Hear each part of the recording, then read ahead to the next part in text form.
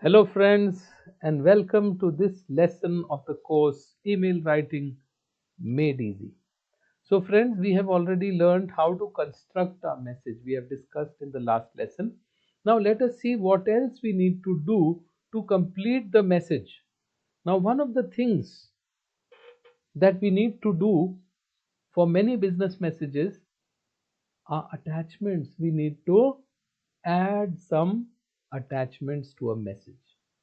So, friends, attachments are nothing but files, etc., or something else. It may be a layout, it may be a photograph, it may be something else that needs to go along with that mail in order to make the matter complete. So, a lot of times, attachments are necessitated, they are necessary, they are important, they are vital to the subject of the message and to the matter that we are sending. Under those circumstances, send attachments.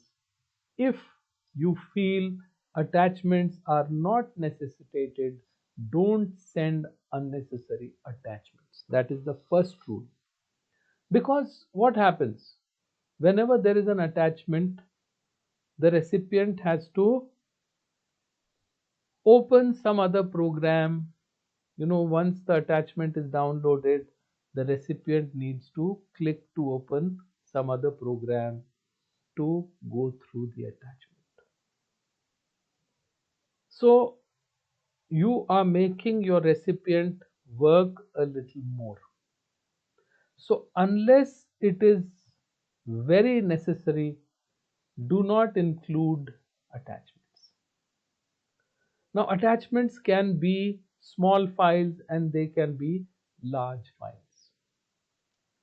Different email providers provide or allow attachments of particular sizes. So, somebody might say this many MB, this many GB, whatever.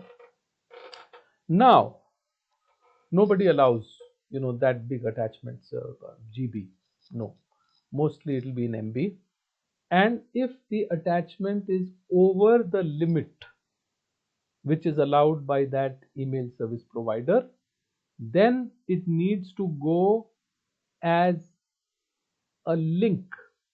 It needs to be stored in the cloud somewhere.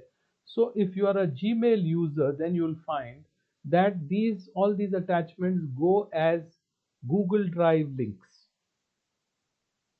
So you can send it as an attachment from here and it will be stored in the Google Drive, your Google Drive, and the link will be shared with the recipient who's getting that email, and that person with that mail ID would be able to go and see the attachment.